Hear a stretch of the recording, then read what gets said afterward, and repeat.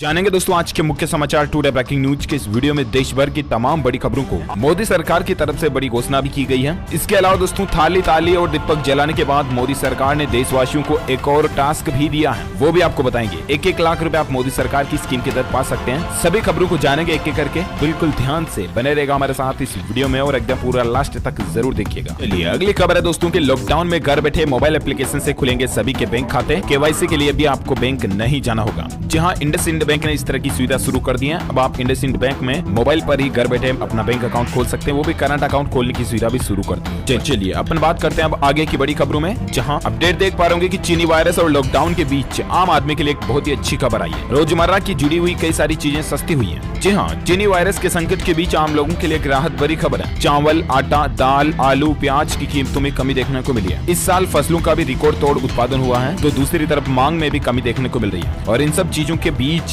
कई सारी आम आदमी की चीजें, जरूरी सब्जियां, दाल, चावल, आटा वगैरह सस्ती हुई है। चलिए अगली खबर है दोस्तों की 8 जून से खुलने जा रहे हैं रेस्टोरेंट और मॉल्स वगैरह, लेकिन आपको कुछ कड़े नियमों को जरूर जान लेना चाहिए। जी हाँ, 8 जून से लॉकडाउन 5 या यूं कहे तो अनलॉक 1 के अंदर कई सारी छूट मिलने जा रही है, जिसके तहत मंदिर, मस्जिद वगैरह भी खुलने जा रहे हैं, राइट। और देश के कई सारे मॉल्स, रेस्टोरेंट वगैरह भी खुलेंगे, लेकिन आपको इसमें कुछ खास बातों का और नियमों का ध्यान रखना पड़ेगा। सभी ग्राहकों को और दुकानदारों को मोबाइल में आरोग्य सेतु एप्लीकेशन रखना जरूरी होगा। मॉल में आपको बिना मास्क के नहीं जाना होगा, वगैरह वगैरह। सोशल डिस्टेंसिंग बनाए रखनी है, 3 सीढ़ियों का गैप रखना है। अच्छा, इसके अलावा 8 जून से धर्मस्थल, मंदिर, मस्जिद वगैरह भी खुलने जा रहे हैं। इसमें भी कुछ नई गाइडलाइन जारी की गई है। घंटे बजाने और मूर्ति छूने पर पाबंदी रहेगी। प्रसाद नहीं बांटा जाएगा। बैठने के लिए घर से ही चटाई ले जानी होगी। ये कुछ नियम दोस्तों धार्मिक स्थलों के लिए भी लागू होने जा रहे हैं। केंद्रीय स्वास्थ्य और परिवार कल्याण मंत्रालय ने गुरुवार को धार्मिक स्थलों को लेकर नई गाइडलाइन जारी की है। प्रवेश द्वार पर सबके शरीर का तापमान चेक किया जाएगा। परिसर में प्रवेश से पहले सभी को अपने हाथ और पेट साबुन से धोने होंगे और उन्हीं को प्रवेश मिलेगा जिसमें इस चीनी वायरस का कोई लक्षण नहीं होगा। बिना मास्क जाना वर्जित होगा, वगैरह वगैरह। चलिए अगली खबर है चीनी वायरस को लेकर आंकड़ों की अगर बात करें दोस्तों, तो भारत में अब तक 6091 लोगों की जान जाने की खबर है। पिछले 4 दिनों में ही 1084 लोगों ने दम तोड़ दिया। पूरे देश में 42% रेशियो केवल महाराष्ट्र से आ रहा है, जबकि गुजरात से 18% मरीजों ने दम तोड़ा। देश भर में दोस्तों अभी चीनी वायरस के आंकड़ों की बात करें तो अभी तक भी स्वास्थ्य मंत्रालय की तरफ से जारी आंकड़ों के मुताबिक 2,16,918 चीनी वायरस लोगों की पुष्टि हो चुकी है, संक्रमितों की टोटल, जबकि 1 लाख से भी ज्यादा लोगों का इलाज चल रहा है और 1 लाख से ज्यादा लोग लगभग ठीक भी हो चुके हैं। रिकवरी रेट लगभग 50% के आसपास पहुंचने में ये अच्छी बात है। और इसी बीच अगली खबर है, गृह मंत्रालय की तरफ से एक बड़ा फैसला लिया गया। 2,500 से ज्यादा विदेशी जमातियों को ब्लैक लिस्ट कर दिया, यानी कि तबलीगी जमात से जुड़े तकरीबन 2200 लोगों को ब्लैक लिस्ट कर दिया। विदेशियों की भारत यात्रा पर 10 साल तक बैन लगा दिया। अभी आपको पता होगा हाल ही में मसला जो चला तबलीगी जमात वाला, उसके चलते भारत सरकार की तरफ से ये बड़ा फैसला लिया गया। उनको भारत आने का वीजा 10 साल तक नहीं मिलेगा। नियमों के उल्लंघन के चलते मोदी सरकार की तरफ से ये कड़ा फैसला लिया गया। चलिए साथ ही अगली खबर है, मारुति सुजुकी कंपनी ने फेस मास्क, फेस वाइजर्स और कार पार्टीशन जैसे सेफ्टी एक्सेसरीज को भी लॉन्च कर दिया। शुरुआती कीमत मात्र 10 रुपए है। मारुति कंपनी जो कि वाहन निर्माता कंपनी है, उसने इस चीनी वायरस की महामारी से बचाव के लिए कुछ ऐसे बेसिक एक्सेसरीज बनाना शुरू कर दिया। ये अच्छी बात है, प्रोडक्ट्स की कीमत भी काफी कम है। चलिए अगली खबर है दोस्तों की, ऑस्ट्रेलिया के पीएम ने कहा, काश मैं भारत में होता तो पीएम मोदी के गले मिलता और समोसा भी खाता। प्रधानमंत्री के नेतृत्व और उनकी कार्य प्रणाली को देखते हुए दुनिया के कई बड़े बड़े नेता उनसे प्रभावित हैं, उनसे मिलना चाहते हैं और यही एक ख्वाहिश जाहिर की है ऑस्ट्रेलिया के प्रधानमंत्री ने भी। देखिए जरा, भारत के लिए बड़े ही गौरव की बात है कि भारत के पीएम से मिलने के लिए दुनिया के दूसरे राष्ट्रपति और प्रधानमंत्री आतुर रहते हैं। हम सभी भारतीयों के लिए भी बड़े ही गर्व की बात है ये। अगर आप एक सच्चे भारतीय नागरिक हैं, इंडियन होने के नाते एक लाइक तो बनता है दोस्तों देश के लिए, भारत के लिए, हिंदुस्तान के लिए एक लाइक फटाफट से कर दीजिए। और चलिए अपन आगे बढ़ते हैं अगले अपडेट में, जहां बड़ी खबर में जानते हैं आज के ताजा सोना, चांदी और पेट्रोल डीजल के क्या रेट चल रहे हैं। तो आपको बता दें दोस्तों, सराफा बाजार में सोने की कीमतें 52 रुपए बढ़कर 46,060 रुपए प्रति 10 ग्राम तक पहुंच चुकी है, जबकि चांदी 364 रुपए घटकर 48,090 रुपए प्रति किलो पर आ गई। चलिए साथ ही अगली खबर है, स्विगी कंपनी ने दोस्तों शराब की होम डिलीवरी करना शुरू कर दिया है। इन राज्यों में सेवा शुरू हो चुकी है। जी हाँ, जोमेटो की तरह स्विगी कंपनी जो कि खाने पीने की चीजों की डिलीवरी कर दिया ना, उसने शराब की डिलीवरी करना भी शुरू कर दिया। झारखंड, उड़ीसा और पश्चिम बंगाल और कलकत्ता, इन जगहों पर शराब की डिलीवरी अब घर तक की जाएगी स्विगी कंपनी के जरिए। चलिए साथ ही अगला अपडेट है, चीनी वायरस का इफेक्ट देखिए, टाटा स्काई अपने चैनलों का पैकेज बदलने जा रहा है। ग्राहकों की 60 रुपए से 100 रुपए तक मासिक बिल में बचत होगी। जी हाँ दोस्तों, टाटा स्काई कंपनी ने अपने सभी ग्राहकों को बनाए रखने के लिए एक विशेष योजना बनाई है। पैकेज में बदलाव कर रही है। देख सकते हैं 40% आपका बिल घट जाएगा, तकरीबन 100-150 रुपए तक आपको फायदा मिलेगा। चलिए अगली खबर है दोस्तों की, 5 जून से महिलाओं के खातों में आएंगे 500 रुपए। इस तरह से निकाल सकेंगे पैसा।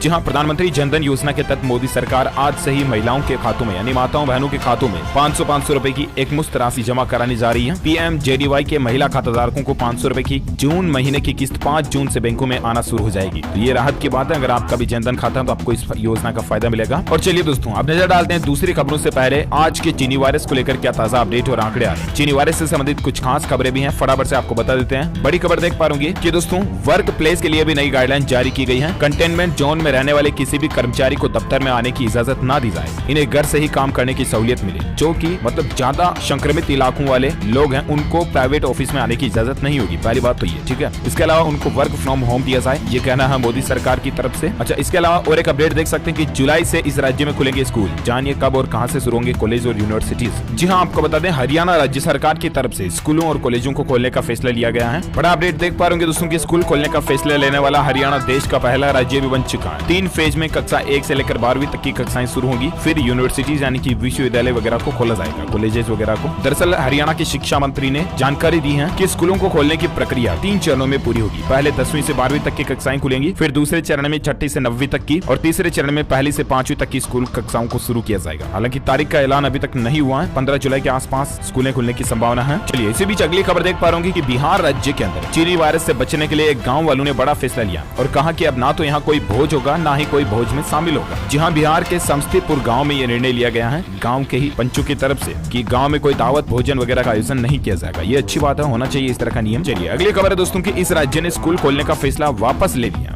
जी हाँ, दरअसल आपको बता दें कि कर्नाटक सरकार ने पहले 4वीं से लेकर 7वीं तक की कक्षा को और 8वीं 10वीं की कक्षाओं को 15 जुलाई से और इन कक्षाओं को 1 जुलाई से शुरू करने की घोषणा की थी, लेकिन अब कर्नाटक सरकार ने यह फैसला वापस ले लिया है। राज्य की शिक्षा विभाग ने अब इस मामले में पेरेंट्स, टीचर्स और कमेटीज को सुझाव भी मांगा, तो ये अपडेट देख सकते हैं आप। और इसी बीच खबर है कि मोदी सरकार ने सुप्रीम कोर्ट में कहा दोस्तों की देश में चीनी वायरस का संक्रमण काफी बढ़ रहा है और आगे हमारा प्लान क्या होगा। तो दरअसल मोदी सरकार ने ये कहा कि देश में छोटे छोटे टेम्परेरी हॉस्पिटल खोले जाएंगे। केंद्र सरकार ने सुप्रीम कोर्ट में इस तरह की बात कही है क्योंकि अभी जितने संक्रमित लोग हैं वो धीरे धीरे जो बढ़ रहे हैं उस रेशियो के हिसाब से हमारे देश में हॉस्पिटल नहीं है और उन्हीं हॉस्पिटल की सुविधाओं को पूरा करने के लिए टेम्परेरी हॉस्पिटल खोले जाएंगे, जिसमें रेस्टोरेंट, होटल्स वगैरह को इनको भी हॉस्पिटल में कन्वर्ट किया जाएगा। ये भी मोदी सरकार की प्लानिंग है। और इसी बीच दोस्तों चीनी वायरस को लेकर एक अपडेट ये भी है कि दिल्ली सरकार ने एक बड़ा फैसला लिया, परेशान होकर के एक फैसला लिया और कहा कि 7 दिन तक क्वारंटाइन रहना पड़ेगा। जो भी दिल्ली से बाहर घरेलू यात्री वगैरह आएंगे ना, दिल्ली में आएंगे, उनके लिए नया नियम लागू होगा और उनको 7 दिन के लिए होम क्वारंटाइन में ही रहना पड़ेगा। तो दोस्तों चीनी वायरस को लेकर तो ये आज की तमाम बड़ी खबरें और अपडेट है, ठीक है। और आइए अब आपको बताते हैं देश और दुनिया से जुड़ी कुछ खास महत्वपूर्ण अपडेट, जिसमें मोदी सरकार की तरफ से कुछ नई स्कीम वगैरह भी जानेंगे। लेकिन इससे पहले मैं आपको फटाफट से बता देता हूँ आज के मौसम समाचार, वेदर न्यूज अपडेट क्या ना। बड़ी खबर देख पा रहे कि चक्रवात तूफान अम्फान और निसर्ग के बाद अब भारत पर एक और नए तूफान का खतरा मंडरा रहा। 10 जून को जबरदस्त बारिश होने की भी अनुमान लगाया जा रहा है। जी हाँ, अम्फान और चक्रवात तूफान निसर्ग के बाद अब देश में एक और चक्रवाती तूफान देश की ओर आगे बढ़ रहा है। ये तूफान भारत के पूर्व तट की ओर आगे बढ़ेगा। भारतीय मौसम विज्ञान विभाग के अनुसार बंगाल की खाड़ी में कम दबाव के क्षेत्र में परिस्थितियां ऐसी बन रही है। 8 से 10 जून के आसपास ये तूफान भारत में आने की संभावना है। मौसम को लेकर एक और अपडेट देख सकते हैं कि 5 जून शुक्रवार को इन राज्यों में भारी बारिश का खतरा है। आपके शहर में, आपके राज्य में कब बारिश हो सकती है? तो दरअसल आपको बता दें समुद्री तूफान निसर्ग के कारण जो अभी चल रहा है, इसकी वजह से दिल्ली सहित उत्तर प्रदेश, राजस्थान और उत्तर भारत के भागों में बादल पहुंचे हैं और इसके चलते इन राज्यों में अगले 24 घंटों के दौरान बारिश होने की संभावना है। हालांकि निसर्ग तूफान अब धीरे धीरे कमजोर पड़ता जा रहा है, लेकिन इसके प्रभाव से उत्तरी महाराष्ट्र के कई जिलों और मध्य प्रदेश के कई स्थानों पर भारी बारिश की संभावना बढ़ गई है। इसके अलावा उत्तर प्रदेश के कई शहरों में आज रात मौसम बिगड़ सकता है। साथ ही छत्तीसगढ़ में भी अगले 24 घंटों के दौरान इन जगहों पर बारिश हो सकती है। गुजरात में भी आज रात तेज बारिश और आंधी चलने के आसार जताए जा रहे हैं। आज दिन में भी बारिश होने की संभावना है। साथ ही खबर है दोस्तों मौसम को लेकर कि 24 घंटों के भीतर उत्तर प्रदेश में भी भारी बारिश की संभावना है। 20 तक यहाँ पर मानसून की बारिश पहुँचने की आशंका जताई जा रही है। साथ ही मौसम को लेकर अपडेट देख सकते हैं पश्चिम बंगाल और मालदा में बिजली गिरने से 3 लोगों की जान जाने की खबर है। तो ये रही दोस्तों आज की ताजा वेदर न्यूज अपडेट, मौसम समाचार। और आइए अब नजर डालते हैं कुछ दूसरी खबरों पर। साथ ही अगला अपडेट है कि सभी दुकानदारों को रखना होगा ग्राहकों का पूरा रिकॉर्ड। डीएम ने इस तरह का आदेश दिया। उत्तर प्रदेश के गोरखपुर डीएम की तरफ से इस तरह का निर्देश दिया गया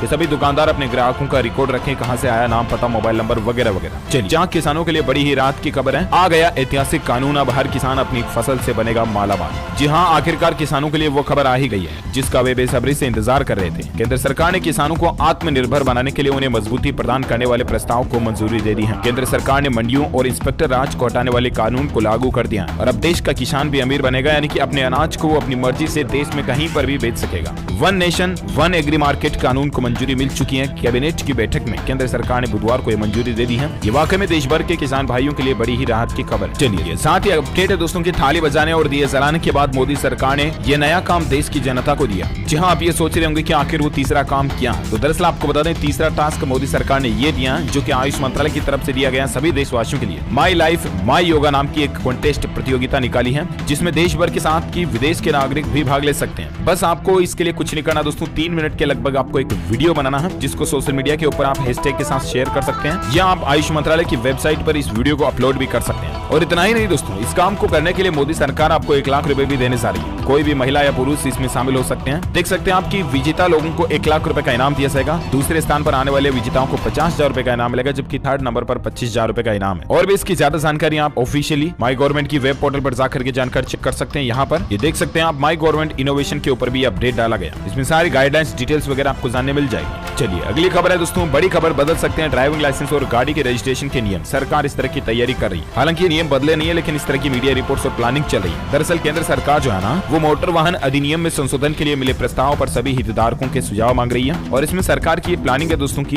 जुर्माना वगैरह बढ़ा सकती है सरकार। कंपनियों पर 10 लाख रुपए से लेकर 1 करोड़ रुपए तक का जुर्माना लगाने का प्रस्ताव है, अगर वाहन में खराबी पाई जाती है तो। ये प्लानिंग बना रही। इसके अलावा भी ड्राइविंग लाइसेंस पर भी सुझाव मांगे हैं। देखते हैं अब आगे कुल मिलाकर के गवर्नमेंट क्या बदलाव करते हैं। जो कुछ भी अपडेट आएगा मैं आपको बताऊंगा जरूर। इसके लिए आप मुझसे जुड़े रहेगा, चैनल को सब्सक्राइब करके बेल आइकन जरूर दबाए रखिएगा। साथ ही दोस्तों अगला अपडेट है एटलस कंपनी, जो की साइकिल वगैरह बनाती थी। बचपन में आपने चलाई होगी हीरो की साइकिल या एटलस की साइकिल। तो उसी एटलस कंपनी ने दोस्तों अपनी बड़ी फैक्ट्री को बंद कर दिया। सबसे बड़ी जो फैक्ट्री थी उसके चलते 1000 कर्मचारी बाहर हो चुके हैं। साथ ही अगली खबर है कि प्रधानमंत्री आवास योजना में गड़बड़ी करने वाले अब बच नहीं सकेंगे। पीएमओ करेगा विशेष इकाई का गठन। जी हां, प्रधानमंत्री आवास योजना में कई सारे लोग जो गड़बड़ घोटाला कर देते हैं, तो उन लोगों पर अब सरकार कड़ी कार्यवाही करने जा रही है। सरकार एक गठन करने जा रही है आयोग का, जो काम ही यही करेगा, इसी गड़बड़ घोटाले को पकड़ेगा। इस इकाई का कार्यकाल भी 2 साल तक का होगा, क्योंकि इस योजना का पूरा होने का लक्ष्य भी 2022 तक रखा गया। तो 31 मार्च 2022 तक के लिए सरकार इस तरह की नई व्यवस्था, प्रशासनिक नियम बनाने जा रही है। अच्छी बात। ओके दोस्तों, तो इसी कड़ी में आज दिन भर की तमाम बड़ी खबरें, मुख्य समाचार, टुडे ब्रेकिंग न्यूज का वीडियो यहीं खत्म होता है। आप मुझे नीचे कमेंट करके जरूर बताइएगा दोस्तों की